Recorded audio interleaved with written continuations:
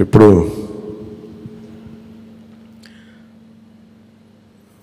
Party నేతగా మాట్లాడటం అలవాటు ప్రెసిడెంట్గా మన శాసనసభ పక్ష నాయకుడిగా మాట్లాడాలంటే కొత్తగా ఉంది. ఇప్పుడు గొడవలు పెట్టుకోవడం, మాట్లాడటం, సమస్యలు తీసుకురావడం. బట్ మీ అందరికీ అపూర్వమైన మెజారిటీలతోటి ఘన విజయం సాధించిన మీ అందరికీ, ప్రతి ఒక్కరికి పేరు పేరున నా హృదయపూర్వక అభినందనలు, ధన్యవాదాలు. ఈ సందర్భంలో I want to share few things. చాలా ఒంటరి ప్రయాణం చేశాం. జాతీయ స్థాయి నాయకులు కూడా ఢిల్లీలో వాళ్ళు అడుగుతుంది ఏంటంటే, నువ్వు ఎలా పార్టీ నడిపావు?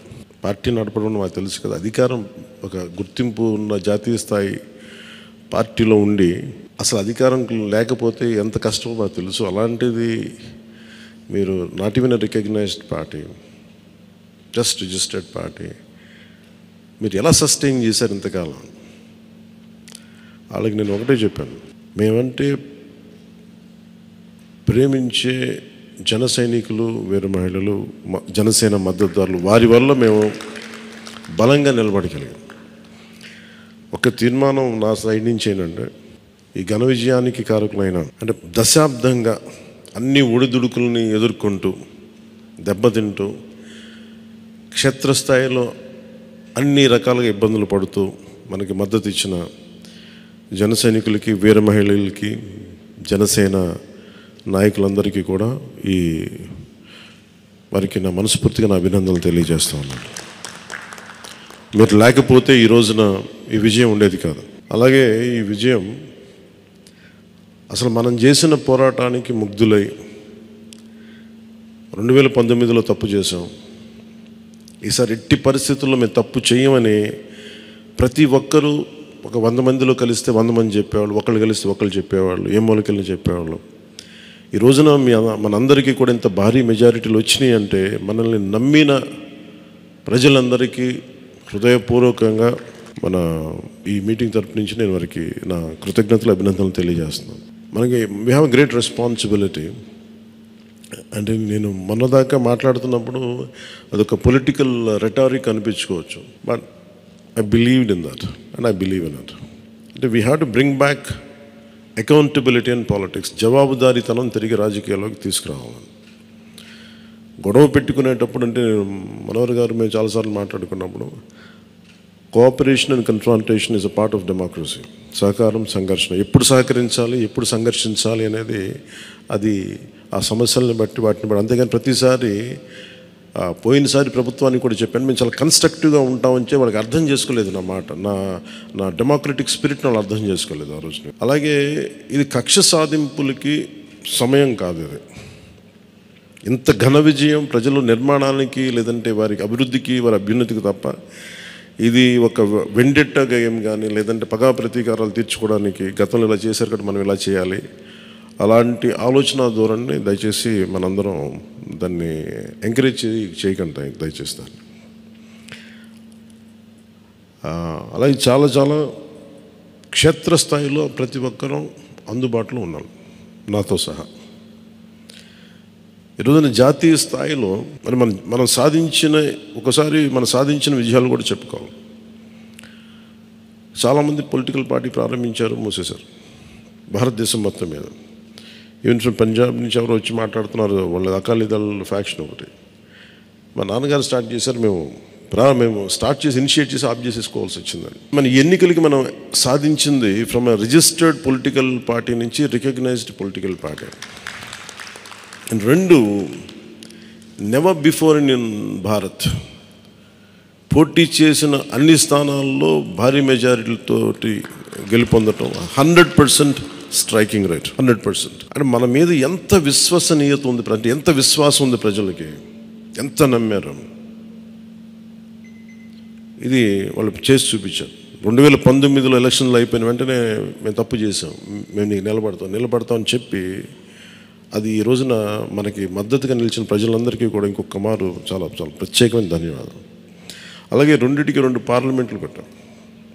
అంటే దాదాపు మీరు చూస్తే 2 పార్లమెంట్లు మనం ఇవి తీసుకుని దాదాపు ఒక 45 స్థానాల్లో ప్రభావితం ఉన్నట్టు ఖచ్చితంగా డైరెక్ట్గా.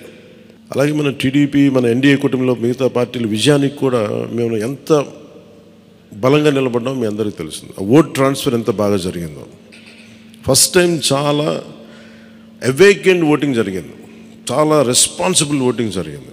వీళ్ళందరూ న్యూ జనరేషన్. అసలు యువత ఎంత నమ్మారంటే అర్ధరాత్రి వాళ్ళకి 12 అయినా కానీ 11 అయినా కానీ ఆ ఎండలో మండుటెండలో నిలబడి మధ్యాహ్నం నుంచి వాళ్ళ క్యూలు వాళ్ళకి వంతు వచ్చే వరకు అలా నిలబడి మరి ఓట్లు వేశారు. అంటే ఇవన్నీ చాలా చాలా బాధ్యతనిచ్చాయి. అలాగే ఈరోజు మనం మాట్లాడుకున్నప్పుడు కూడా రేపు మన పవర్ షేరింగ్ ఏంటి ఇవన్నీ కూడా మీకు తెలియజేస్తాను.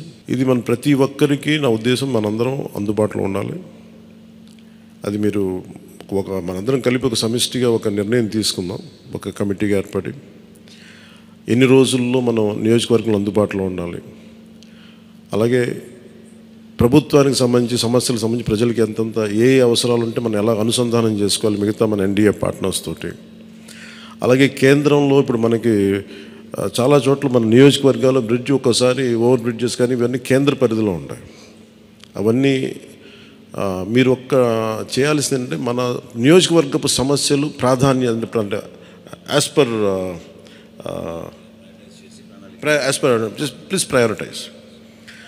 ప్రయారిటైజ్ చేసి మనం కొన్ని కేంద్రం ద్వారా జరిపించాల్సినవి ఉంటే అవి చేద్దాం. అలాగే ఇది మనం దేనికోసమైతే నిలబడ్డామో మాట ఇచ్చామో వాటికి నిలబడతాం. అలాగే పాలకొండకి మనం వెళ్ళినప్పుడు అక్కడ ఏనుగులు వచ్చి పంట పొలాలు ధ్వంసం చేస్తాయి. ప్రతి చిన్న చిన్న సమస్య. అలాగే irrigation projects, minor irrigation projects వీటికి చాలా తక్కువ నిధులతోటి 20-25 కోట్లతో అయిపోయే పనులు చాలా ఉన్నాయి. అండ్ మేజర్గా మన ఎలక్షన్స్లో మనం చెప్పింది విద్య, వైద్యం, ఉపాధి, సాగునీరు, తాగునీరు అండ్ లా అండ్ ఆర్డర్. ప్రజల మాన ప్రాణ ఆస్తుల సంరక్షణకి మనం చాలా చాలా జవాబుదారీతనంగా ఉండాలి. అలాగే మనకిచ్చింది ఇది ఎందుకంటే నెక్స్ట్ జనరేషన్ వచ్చింది, అది మనం అందరం అర్థం చేసుకోవాలి. పాత తరం రాజకీయాల్లాగా కూర్చోబెట్టి మనం పవర్ని ఎక్సర్సైజ్ చేస్తామంటే కుదరదు.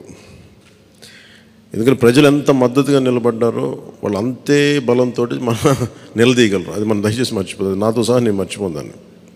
అందుకని లెటర్స్ బి వాళ్ళు ఒకసారి కోపంతో ఒక మాట మాట్లాడినా అసహనంతో అది మనం భరించాలి తప్ప.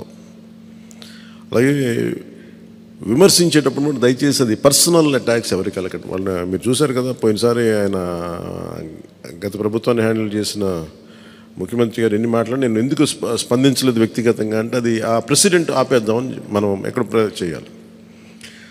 అలాగే పార్టీ ఒకటి మనందరూ చేయాల్సింది ఒకటి టైమ్స్, ఒకటి పంక్చువాలిటీ, సరైన సమయానికి రావడం. మీరు కావాలంటే గంట ముందు రండి. నైట్ 1:30, 2:30 అని పడుకునేటప్పటికి. ఎందుకంటే ఇది మనం 5 సంవత్సరాల కాలాన్ని ఎంత సద్వినియోగం చేసుకోగలం దాని మీద ఆధారపడి ఉంటుంది భవిష్యత్తు. దయచేసి మనందరం నియమావళిని పాటిద్దాం. కొంత మనలో కూడా మనం వన్స్ ఇన్ ఎ వైల్ మనందరం కూర్చొని మేబీ ఓవర్ లంచ్, ఒక ఈవినింగ్ ఒక చాయ్ పే చర్చ లాగా ఏమేం చేయాలి. అలాగే మనం కూడా కొంత కలుపుగోలుతనం చూపించాలి మిగతా పార్టీలు, మన ఎన్డీఏ కానీ బీజేపీ, మన ఎన్డీఏ పార్ట్నర్స్ అందరికీ కూడా. అంటే మనం ప్రత్యేకించి మనం ఎక్స్క్లూజివ్గా ఉండకుండా అందరితో మమేకం అవ్వాలి. At the same time not losing our identity.